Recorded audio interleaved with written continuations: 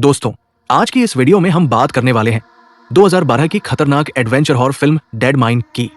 कहानी एक रहस्यमयी जापानी बंकर की है, जहां खजाने की तलाश में गई टीम को ऐसे डरावने राज मिलते हैं जो उनकी जिंदगी हमेशा के लिए बदल देते हैं। आखिर उस माइन में ऐसा क्या छुपा है, जानने के लिए वीडियो को अंत तक जरूर देखें।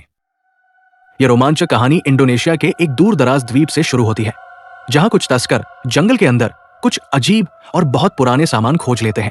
ये चीजें इतनी प्राचीन और कीमती होती है कि काले बाजार में बेचकर वे बड़ी दौलत कमाने का सपना देखने लगते हैं। इसलिए सब लोग खुशी मना रहे होते हैं। इसी दौरान उनमें से एक आदमी थोड़ी देर के लिए सबसे अलग चला जाता है। चलते चलते उसकी नजर जमीन पर पड़े एक लोहे के पुराने मास्क पर पड़ती है। वो मास्क देखकर उसे हैरानी होती है, क्योंकि वह किसी बहुत पुराने समय की चीज लग रही थी। उत्सुकता में वो आसपास और तलाश करने लगता है। तभी उसे पहाड़ी चट्टान के बीच एक छोटा सा सुरंग जैसा रास्ता दिखाई देता है। लालच और जिज्ञासा की वजह से वो अपने साथियों को बताए बिना ही उस संकरे रास्ते के अंदर चला जाता है, ये सोचकर कि शायद अंदर और भी कीमती चीजें छुपी हों। लेकिन अंदर पहुंचते ही वो हैरान रह जाता है, क्योंकि बाहर से छोटी दिखने वाली वो गुफा असल में एक विशाल भूमिगत जगह में बदल जाती है, जिसमें कई कमरे बने हुए दिखाई देते हैं, जैसे किसी ने उन्हें जानबूझकर बनाया हो। मगर उसे जरा भी अंदाजा नहीं था कि वो एक बेहद खतरनाक जगह में कदम रख चुका है। जैसे ही वो आदमी आगे बढ़ने के लिए एक और कदम रखता है, अचानक उसके नीचे की जमीन धंस जाती है और नीचे एक छुपा हुआ कमरा दिखाई देता है। उसका पैर फिसल जाता है और वो घबराकर मदद के लिए चिल्लाता है, लेकिन वहां उसकी आवाज सुनने वाला कोई नहीं होता। अगले ही पल वो अंधेरे में नीचे गिर जाता है और सब कुछ एकदम शांत हो जाता है।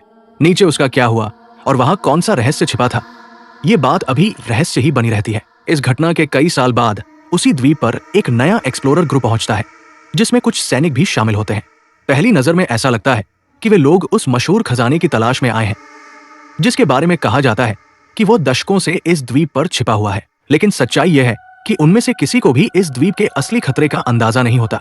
इस टीम में एक अमीर बिजनेसमैन बेन भी होता है, जो अपनी गर्लफ्रेंड को भी इस यात्रा पर साथ लेकर आया है। असल में बेन की दिलचस्पी दूसरे विश्व युद्ध के इतिहास में है। युद्ध के समय जापानी सेना ने इस द्वीप पर कई बंकर बनाए थे, और संभव है कि उन बंकरों में आज भी कुछ पुराने या कीमती सामान छिपे हों। चूंकि बेन को ऐतिहासिक चीजें इकट्ठा करने का शौक है, इसलिए उसने सुरक्षा के लिए एक कैप्टन और कुछ सैनिकों को भी अपने साथ रखा है। उनके साथ एक आर्कियोलॉजिस्ट जेसिका भी है, जिसका काम खोज में मदद करना और मिलने वाली चीजों की पहचान करना है।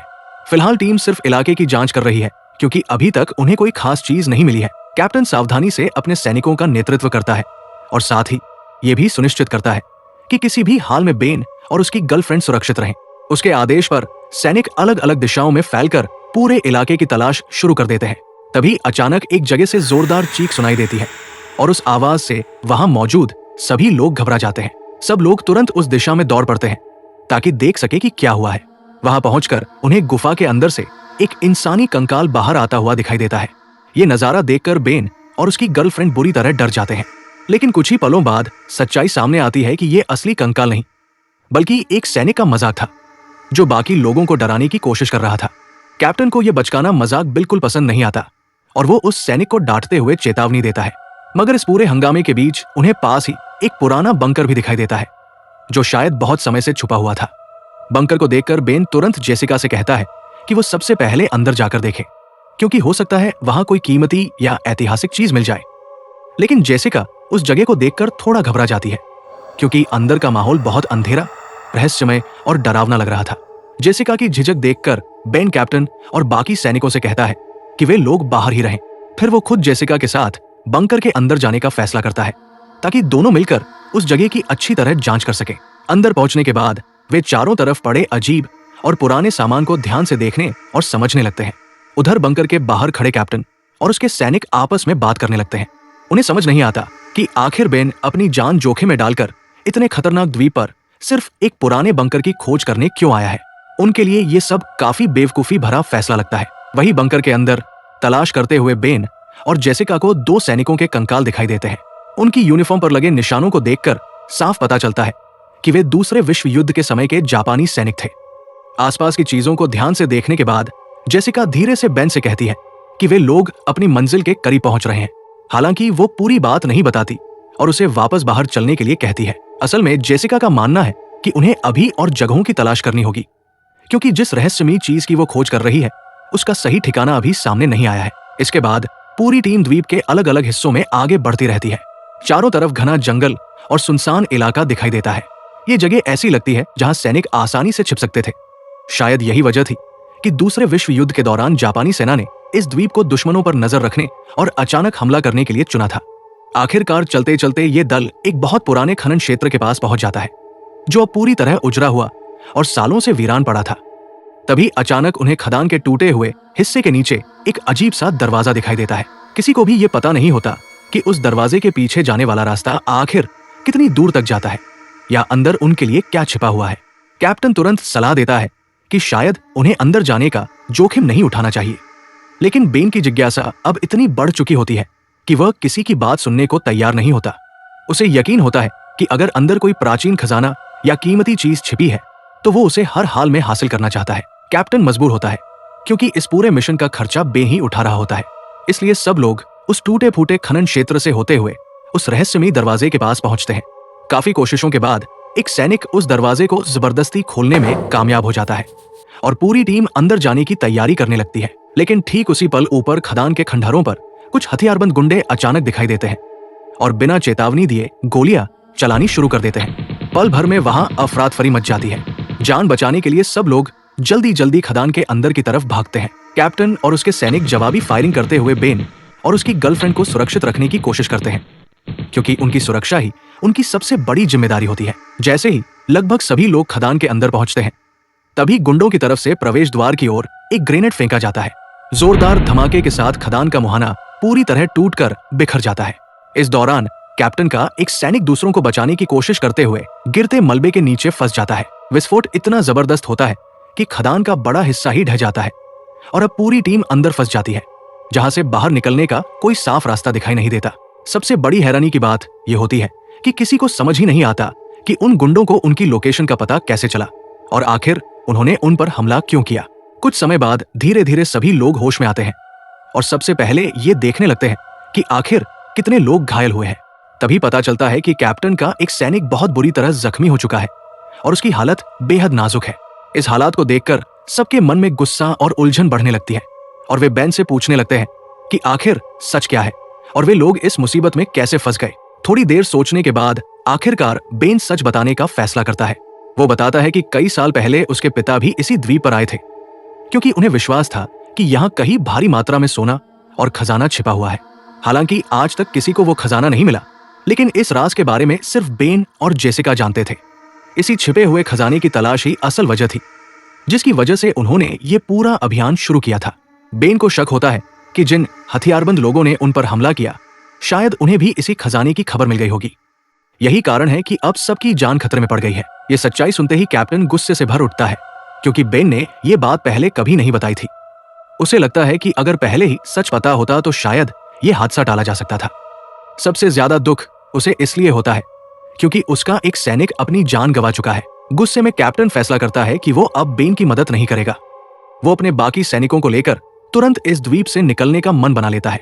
बेन और जेसिका उसकी नाराजगी को समझते हैं, लेकिन एक बड़ी समस्या सामने आ चुकी होती है। विस्फोट के बाद बाहर जाने वाला रास्ता भारी चट्टानों से पूरी तरह बंद हो चुका था। इसका मतलब था कि अब उन्हें बाहर निकलने के लिए कोई दूसरा रास्ता ढूंढना ही पड़ेगा। कैप्टन और बाकी सैनिक आसपास के इलाके की तलाश शुरू करते हैं। कुछ देर बाद उन्हें आगे एक संकरा रास्ता दिखाई देता है। शुरुआत में वो बस एक छोटी सी गुफा का प्रवेश द्वार लगता है, लेकिन जैसे जैसे वे लोग अंदर उतरते जाते हैं, उन्हें एहसास होता है कि ये तो एक बहुत बड़े भूमिगत रास्तों की शुरुआत है। आखिरकार गहराई में पहुंचने के बाद उन्हें पता चलता है कि वहां एक विशाल बंकर बनाया गया था। अब सवाल यह था कि उस रहस्यमयी जगह के अंदर आखिर कौन से राज और चीजें छिपी हुई हैं। कैप्टन और सैनिकों के पीछे पीछे बाकी लोग भी डर और बेचैनी के साथ धीरे धीरे आगे बढ़ने लगते हैं। लंबी सीढ़ियां उतरने के बाद ये दल आखिरकार एक पुराने लकड़ी के पुल के सामने पहुंचता है। पहली नजर में वो पुल काफी कमजोर दिखाई देता है, जैसे किसी भी समय टूट सकता हो। लेकिन हैरानी की बात यह होती है कि वो अब भी काफी मजबूत होता है। जैसे ही सभी लोग उस पर कदम रखते हैं, आसपास लगी लाइटें अचानक अपने आप जल उठती है। ये देखकर कैप्टन तुरंत सबको रुकने का आदेश देता है। उसे शक होता है कि कहीं आसपास दुश्मन तो मौजूद नहीं है। दीवारों पर जापान के पुराने झंडे लटके हुए होते हैं, जो साफ बताते हैं कि ये जगह कई दशक पुरानी है। लेकिन कैप्टन के मन में एक बड़ा सवाल उठता है, अगर ये जगह इतनी पुरानी है तो फिर यहाँ की लाइटें अचानक कैसे जल गईं? इतने सालों तक कोई जनरेटर काम करता रहना लगभग नामुमकिन है। इसी वजह से उसे शक होने लगता है कि शायद कोई उन्हें देख रहा है। वो सभी को सावधान रहने की चेतावनी देता है। धीरे धीरे और बहुत सतर्कता के साथ कैप्टन आगे बढ़ता है और अंततः उस लकड़ी के पुल को पार कर लेता है। कुछ ही देर बाद पूरी टीम एक ऐसे कमरे में पहुंचती है जो किसी स्टोरेज रूम जैसा दिखाई देता है। कमरे के अंदर उन्हें कई अलमारियां दिखाई देती है जिनमें मेडिकल सामान रखा हुआ होता है। साथ ही कुछ खास तरह के सुरक्षात्मक मास्क भी मिलते हैं जिन्हें आम मजदूर इस्तेमाल नहीं करते। इससे ऐसा लगता है कि ये जगह शायद किसी वैज्ञानिक प्रयोगशाला की तरह इस्तेमाल की जाती रही होगी जहां खतरनाक प्रयोग किए जाते थे। जांच को आगे बढ़ाते हुए उन्हें कुछ पुरानी तस्वीरें और दस्तावेज भी मिलते हैं। इन रिकॉर्ड से पता चलता है कि दूसरे विश्व युद्ध के दौरान जापानी सरकार ने कैद किए गए लोगों पर कई भयानक प्रयोग किए थे। इन कैदियों को अलग अलग तरह की यातनाएं दी जाती थी और उन पर वैज्ञानिक परीक्षण किए जाते थे। दरअसल अब इस टीम के हाथ ऐसे दस्तावेज लग चुके थे जो उस समय की जापानी सेना की कुछ गुप्त योजनाओं का खुलासा करते थे, जिनमें युद्ध से जुड़ी रणनीतियां और संभावित हमलों की योजनाएं भी शामिल थी। लेकिन इन सबको देखने के बाद भी कैप्टन को यह बात समझ नहीं आती कि जापानी सैनिक इतने खतरनाक प्रयोगों वाली जगह पर किसी बड़े खजाने को क्यों छिपाएंगे। उसे धीरे धीरे शक होने लगता है कि सोने के खजाने वाली कहानी शायद झूठ भी हो सकती है। इसलिए वो बेन और जेसिका से साफ कह देता है कि अब वो उनकी इस खोज में आगे मदद नहीं करेगा। इसी बीच कैप्टन के आदेश पर एक सैनिक गार्ड की ड्यूटी पर खड़ा होता है। तभी उसे अजीब सा एहसास होता है कि जैसे कोई उसके ठीक पीछे खड़ा है। उस रहस्यमयी शख्स पर एक मास्क होता है और उसकी हरकतें अजीब और असामान्य लगती है। लेकिन जैसे ही सैनिक जल्दी से मुड़कर देखता है, वो आकृति पूरी तरह गायब हो चुकी होती है। चाहे वो कोई इंसान था या कुछ और, एक बात साफ हो जाती है, टीम इस गुफा में अकेली नहीं है। धीरे धीरे सैनिकों के बीच तनाव बढ़ने लगता है और विवाद पैदा होने लगते हैं। हर कोई पूछने लगता है कि ये जगह असल में क्या है और क्या वो खजाना जिसे उन्होंने पाने का वादा सुना था सच में मौजूद है या नहीं। इसी समय जेसिका बेन की तरफ देखती है और उसे सबको सच बताने के लिए कहती है। बेन थोड़ी देर तक हिचकिचाता है, लेकिन जेसिका खुद ही सच्चाई सबके सामने खोलने का फैसला कर लेती है। वो बताती है कि ये जगह कभी खदान नहीं थी। जापानी सरकार के नियंत्रण में आने से पहले ये एक अस्पताल था, जिसे बाद में गुप्त प्रयोगशाला में बदल दिया गया। यहाँ कैद किए गए दुश्मन सैनिकों पर भयानक प्रयोग किए जाते थे, जिनका उद्देश्य इंसानों को कुछ अलग बनाने का था। ऐसे जीव बनाए जाते थे जो इंसानी दिखते थे, लेकिन जिन्हें दूसरों द्वारा नियंत्रित किया जा सकता था। उन्होंने जो तस्वीरें और दस्तावेज खोजे थे, वे इस डरावनी बात का समर्थन करते हैं। हालांकि जहां तक सोने और खजाने का सवाल है, जिसके बारे में बेन पहले बात कर रहा था, अभी तक कोई ठोस सबूत नहीं मिला है। इसलिए कैप्टन इसे मानने के लिए तैयार नहीं होता। जेसिका मानती है कि उनके पास पूरी जानकारी नहीं है, लेकिन वो यकीन दिलाती है कि खजाना इस भूमिगत जटिल संरचना में कहीं छिपा हुआ है।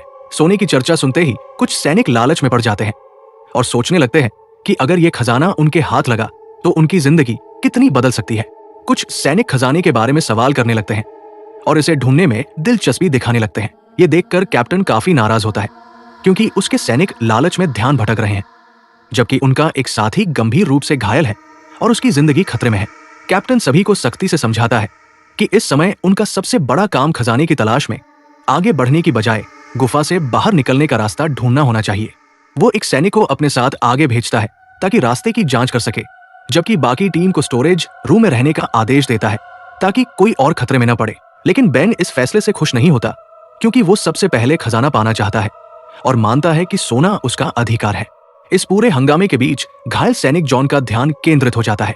कैप्टन और जेसिका निर्णय लेते हैं कि वे जॉन के पास रुकेंगे और उसकी देखभाल करेंगे, जबकि बेन, उसकी गर्लफ्रेंड और बाकी सैनिक आगे बढ़ते हैं। बेन का मुख्य लक्ष्य अब गुफा से बचना नहीं, बल्कि खजाना पाना है।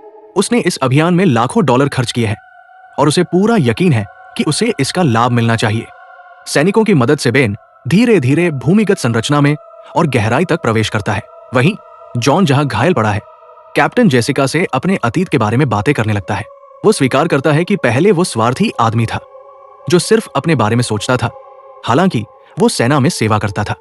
वर्षों तक उसने कई युद्धों में हिस्सा लिया और अनगिनत लोगों की जान ली, लेकिन आखिरकार उसने वो जीवन छोड़ दिया और तब से संभव हो तो किसी और की जान लेने से बचता है। जेसिका उसकी कहानी सुनकर गहराई से प्रभावित होती है।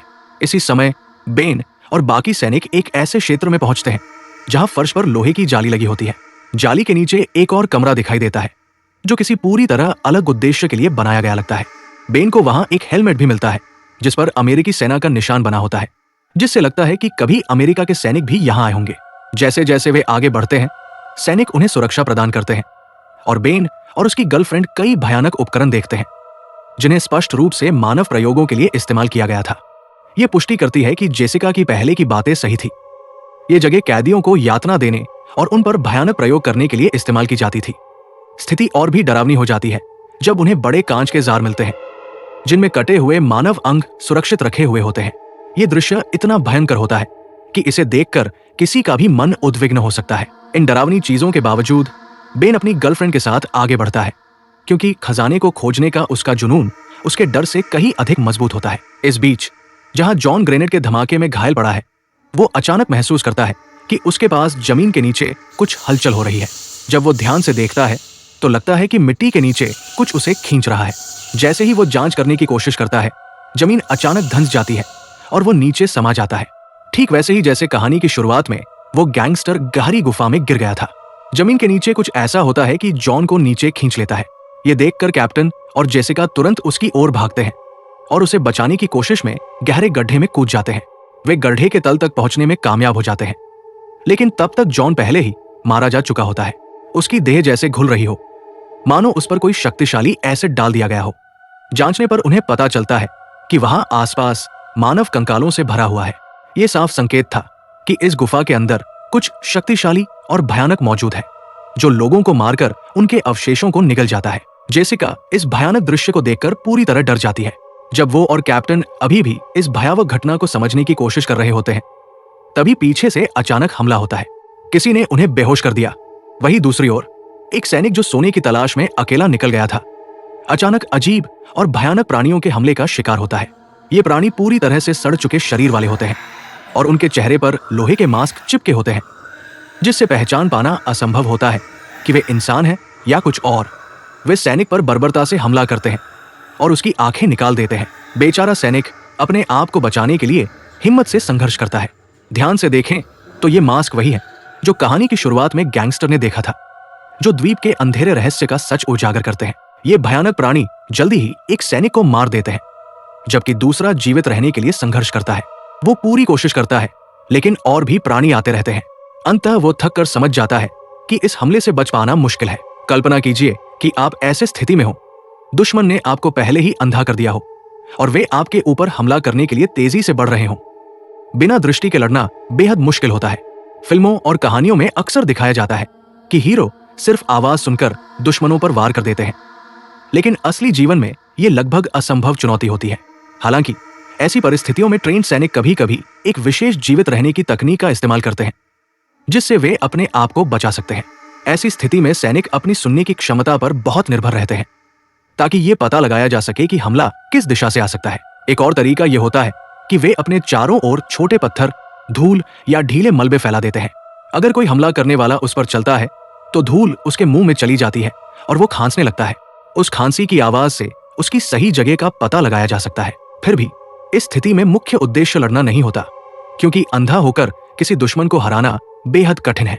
समझदारी यही होती है कि रास्ता तलाश कर सुरक्षित निकलने की कोशिश की जाए। गुफाओं में अगर किसी की दृष्टि चली जाए तो दो चीजें उन्हें बाहर निकलने में मदद कर सकती है। पहली, हवा का झोंका महसूस करना, क्योंकि तेज हवा आमतौर पर किसी निकास की ओर इशारा करती है। दूसरी, बहते या टपकते पानी की आवाज सुनना। अगर पानी चट्टानों के बीच से बह रहा हो तो इसका मतलब है कि कहीं ना कहीं बाहर जाने का मार्ग मौजूद है। इस रास्ते का पालन करने से अंततः बाहर निकाला जा सकता है। सबसे महत्वपूर्ण है लगातार आगे बढ़ते रहना और एक जगह पर रुकना नहीं, क्योंकि हिचकिचाहट स्थिति को और खतरनाक बना सकती है। कहानी के सैनिक शायद इन तकनीकों से अनजान थे और इसलिए वे भूतिया मानव सदृश प्राणियों के हाथों मारे गए। इसी बीच कहानी फिर कैप्टन और जेसिका की तरफ लौटती है। वे होश में आते हैं और पाते हैं कि उनके सामने एक मास्क पहने व्यक्ति खड़ा है, हाथ में हथियार लिए। वो दावा करता है कि वो दूसरे विश्व युद्ध का एक जापानी सैनिक है। कैप्टन और जेसिका अपने सिर झुकाकर उसे शांतिपूर्वक समझाने की कोशिश करते हैं। सैनिक जोर देकर कहता है कि जापान पहले ही युद्ध जीत चुका है और अब दुनिया पर शासन कर रहा है। हालांकि वो मानता है कि संघर्ष अभी भी जारी है। उसके अनुसार उसने और उसके साथियों ने युद्ध के बाद इस भूमिगत बेस में रहते हुए बाहर कभी कदम नहीं रखा। जेसिका धीरे धीरे समझाती है कि वास्तव में जापान युद्ध हार चुका था और पहले ही समर्पण कर दिया था और अब एक बिल्कुल नया युग शुरू हो चुका है। सैनिक इस बात से चौंक जाता है और धीरे धीरे अपना हथियार नीचे कर देता है। जेसिका उसे टैबलेट पर कुछ वीडियो दिखाती है जिसमें साफ दिख रहा होता है कि जापानी सरकार पहले ही युद्ध हार चुकी थी और युद्ध कई दशकों पहले समाप्त हो चुका था। सच्चाई जानकर सैनिक अपना मास्क हटा देता है और सामने आता है कि उसका चेहरा भयानक रूप से विकृत हो चुका है। वो स्तब्ध हो जाता है क्योंकि उसे कभी ये पता ही नहीं था कि युद्ध खत्म हो चुका है और उसने सारी उम्र यही विश्वास किया कि बाहर संघर्ष अभी भी जारी है। इसी विश्वास के कारण वो दशकों तक इस जगह में फंसा रहा। वो दुखी होकर बताता है कि अगर उसे पहले सच पता होता तो वो अपने साथी को बचा सकता था जो स्ट्रेचर पर पड़ा था और अब मर चुका है। भावुक सैनिक झटके में जमीन पर गिर जाता है। कैप्टन चुपचाप उसका हथियार उसके सामने रख देता है ताकि अचानक कोई खतरा न हो। इसके बाद कैप्टन और जेसिका धीरे धीरे उससे सवाल पूछकर ये जानने की कोशिश करते हैं कि यहाँ वास्तव में क्या हुआ और वो इतने सालों तक कैसे जीवित रहा। सैनिक अंततः बताता है कि उसके शरीर की ये स्थिति जापानी वैज्ञानिकों द्वारा किए गए प्रयोगों का परिणाम है। उन्होंने सैनिकों को प्रयोगात्मक पदार्थों का इंजेक्शन दिया और कहा कि इससे वे कभी बूढ़े नहीं होंगे और उनकी युवावस्था हमेशा रहेगी। वैज्ञानिकों ने सुविधा के अधिकांश निकास मार्ग भी बंद कर दिए, केवल कुछ गुप्त रास्ते ही अपने लिए रखे। ये खुलासा सुनकर कैप्टन और जेसिका दोनों दंग रह जाते हैं। लेकिन सैनिक कहानी आगे बताता है कि प्रयोग यही नहीं रुके। वैज्ञानिक और आगे बढ़कर एक अजेय सेना बनाने का सपना देखते थे। उन्होंने सैनिकों को सुविधा के अंदर कैद रखा और लगातार उन्हें अलग अलग पदार्थ का इंजेक्शन देते रहे ताकि उन्हें ऐसे सैनिक बनाया जा सके जो कभी सच में मर न सके। सैनिक बताता है कि ये सैनिक मारे जा सकते हैं लेकिन समय के साथ वे फिर जीवित हो जाते हैं, ऐसे जैसे वे मृतकों के बीच से लौटे योद्धा बन जाए जो अपने दुश्मनों पर बेरमी से हमला कर सकते हैं। वो जापान की उस भयानक योजना का रहस्य खोलता है जिसमें उन्होंने अमर सेना बनाने का लक्ष्य रखा था जो पूरी दुनिया पर विजय प्राप्त करने में सक्षम हो सकती थी। ये सुनकर कैप्टन और जेसिका तुरंत उससे पूछते हैं कि क्या इस भूमिगत परिसर से बाहर निकलने का कोई रास्ता है। सैनिक बताता है कि पहला निकास मार्ग पहले ही ढह चुका है लेकिन गहराई में एक और रास्ता मौजूद है, हालांकि वो बेहद खतरनाक है। इस बीच बेन और बाकी सैनिक ये पाते हैं कि मुख्य प्रवेश द्वार बड़े पत्थरों से पूरी तरह बंद हो चुका है और अब वे पूरी तरह भूमिगत फंसे हुए हैं। जैसे ही आतंक फैलता है, एक भयानक प्राणी अचानक बेन पर हमला करता है। वो बेन को गिरा देता है और गंभीर रूप से घायल कर देता है, लेकिन सैनिक सिर में गोली मारकर उसे रोकने में सफल होते हैं। प्राणी की देह की जांच करने पर उन्हें उसके खोपड़ी पर अजीब चिन्ह मिलते हैं जो साबित करते हैं कि ये कभी एक सैनिक था जिसे उसी इंजेक्शन से बदल दिया गया था जैसा कि जापानी सैनिक ने बताया था। वही जेसिका एक और संभावित रास्ता खोजती है और कैप्टन का नेतृत्व करते हुए आगे बढ़ती है। इस बीच बेन और बाकी लोग एक कमरे में पहुंचते हैं जो अजीब और डरावने प्रयोगात्मक उपकरणों से भरा होता है। वहां उन्हें एक ट्यूब मिलती है जिसमें सुनहरा तरल भरा होता है। यही द्वीप का असली खजाना था। वे समझते हैं कि ये तरल वही इंजेक्शन है जो इंसानों को अमर राक्षसों में बदल देता है, लेकिन बेन की गर्लफ्रेंड उसे मनाती है कि वो इसे अपने पास रखे क्योंकि ये काले बाजार में बहुत बड़ी कीमत पर बेचा जा सकता है। जैसे ही वे लोग निकास की तलाश में आगे बढ़ते हैं, उन्हें एक विशाल दरवाजा मिलता है। जब वे उसे खोलते हैं तो गलती से वह प्रयोगों से बनाए गए अमर सैनिकों की छिपी हुई सेना को जगा देते हैं। प्राणी उन पर हमला कर देते हैं और एक सैनिक बेरमी से मारा जाता है। बाकी लोग अपने जीवन की रक्षा के लिए हड्डियों से भरे सुरंगों में भागने लगते हैं। इस दौरान बेन फिर से हमला झेलता है और गंभीर रूप से घायल हो जाता है। अपनी हिम्मत और डर में उसकी गर्लफ्रेंड उसे उस रहस्यमयी सुनहरे तरल का इंजेक्शन देती है, उम्मीद करते हुए कि ये उसे बचा लेगा। इसी बीच कैप्टन और जेसिका कुछ अन्य प्राणियों से बच निकलते हैं, लेकिन संक्रमित जापानी सैनिक आत्मसमर्पण करता है और मारा जाता है। बेन अपनी गर्लफ्रेंड के साथ छिपा होता है और इंजेक्शन उसके शरीर में काम करने लगता है। जल्दी ही वो नियंत्रण खो देता है और अपनी गर्लफ्रेंड को बेरमी से मार देता है। इसके बाद बाकी बचे सैनिक भी अमर प्राणियों के हाथों पकड़े जाते हैं और मार दिए जाते हैं।